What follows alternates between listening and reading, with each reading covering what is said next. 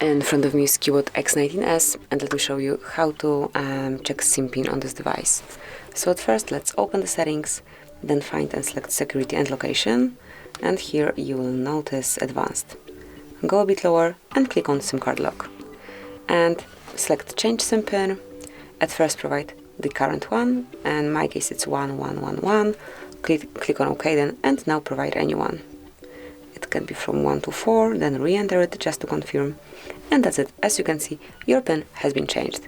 And if you would like to switch off lock screen, just mark it here, provide the current pin that you have, and it is not required, as you can see. So this is it. That will be all. Thank you for watching. Please subscribe our channel and leave the thumbs up.